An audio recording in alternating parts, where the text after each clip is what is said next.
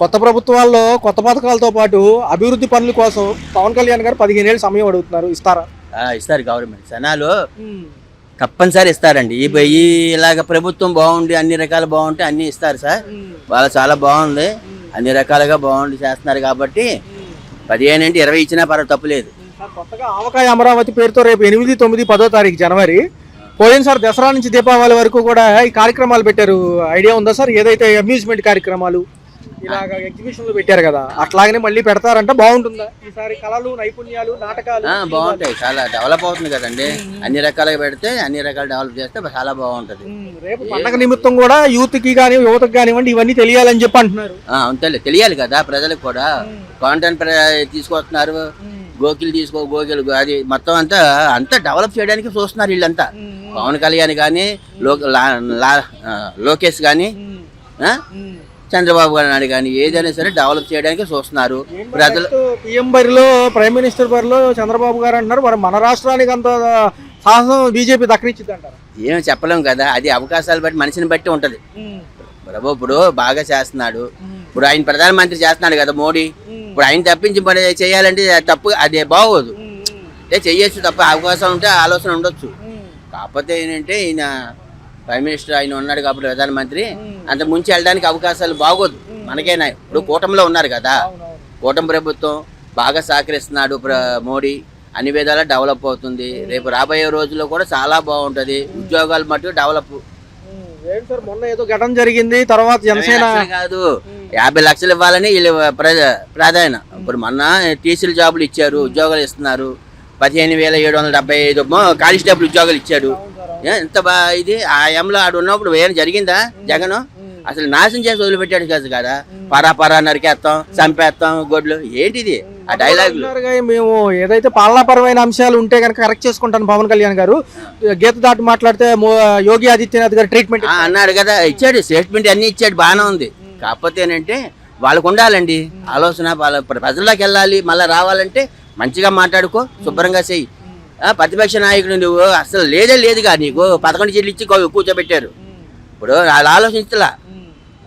11 సీట్లు ఇచ్చారంటే జనాలు ఆలోచించండి. 164 సీట్లు వాళ్ళకి ఇచ్చి 11 సీట్లు ప్రతిపక్ష నాయకుడు నేను ఎత్తే వస్తాను అసెంబ్లీకి. అసెంబ్లీ రాకుండా ఇంకెందుకు? అసెంబ్లీకి రావాలి, మాట్లాడాలి అన్ని విధాలు ప్రజల మీద.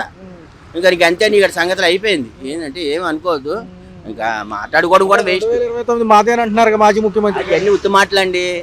ఎవరండి పరా నరికేస్తాను, చంపేస్తాను, గంగమ్మ జాతరలో గోర్రెలు కానీ నరికితారంటే ఏంటి? ఎవరు ఊరుకుంటారు? అవన్నీ డైలాగ్ తప్పు. అది ప్రజల్లో కూడా ఏమంటారు? ఉత్తరప్రదేశ్ సీఎం గారు బయటికి వెళ్ళిపోయింది కదా, అందరూ ఆలోచిస్తున్నారు, గమనిస్తున్నారండి.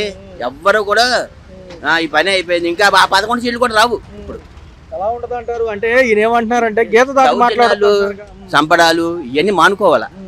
డైలాగులు మాటలు కానీ అది ఉంటే బాగుంటుంది. ఉన్నారా పథకాల లిస్ట్ లో? గ్యాస్ సిలిండర్లు, ఇటు పెన్షన్, ఇటు రేషన్ ఉన్నాయండి. ఎలా ఉందన్న ఈ అమలు విధానం ఎలా ఉంది? 1వ తారీఖు పెన్షన్, తర్వాత రేషన్ డిపోల్లో కూడా ఇస్తున్నారు కదా ఇప్పుడు. ఇస్తున్నారండి. ఆ విధానంలో ఏమైనా ఇబ్బంది ఉందా డిపోల్లో తీసుకోవడం? ఏం ఇబ్బంది లేదండి. ఇంతకుముందంటే వాళ్ళు ఇంటికి వచ్చే టైంకి ఇంటికాడ ఉండకపోవచ్చు, మా పనుల మీద బయటకు వెళ్తాం. ఇప్పుడు అంటే పలానా టయానికని మేము ఏదో రోజు చూసుకుని 15వ తారీఖు దాకా ఇస్తున్నారు. ఏదో టైంలో వెళ్ళి తెచ్చుకుంటున్నాం. ఏంటంటే గతంలో వాలంటీర్లు ఉండడంతో ఏం కావాలన్నా వాళ్ళ సహాయ సహకారాలు ఉండేవి, ఇప్పుడు లేదు కదా, కొద్దిగా ఇబ్బంది అవుతుంది అంటున్నారు. ఏం జరుగుతుంది? అంత ఇబ్బంది ఉందా? ఇబ్బంది ఏమి లేదండి, మాకు బాగానే ఉంది. అంతా తల్లికి వందనం డబ్బులు ఏమన్నా పిల్లలకి కానీ ఎవరికన్నా ఒకరికన్నా? అంటే మాకు పిల్లలకి అయిపోయింది, టైం అయిపోయింది. రోడ్ల వ్యవస్థలు ఎలా ఉన్నాయి? పర్లేదా? పర్లేదు, బాగానే ఉంది. నిత్యావసర సరుకుల ధరలతో పాటు కరెంట్ ఛార్జీలు ఎప్పుడు ఇబ్బంది పెడతాయి జనాల్ని, ఎలా అనిపిస్తుంది?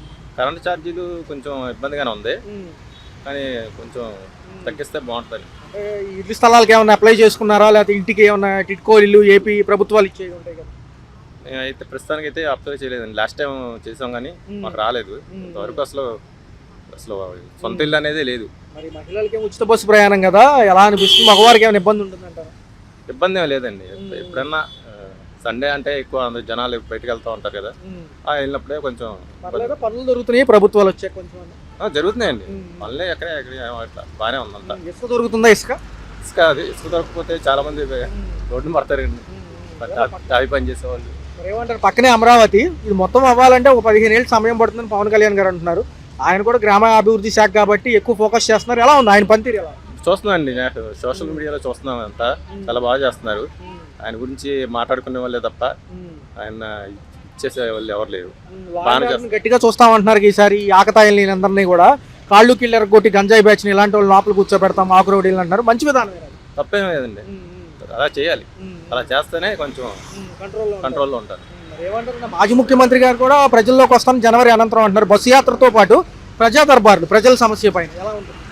అర్థం కాదు. మాజీ ముఖ్యమంత్రి గారు మళ్ళీ ప్రజల్లోకి వస్తాను వస్తే రానే ఉంది, దాన్నే ఉంది.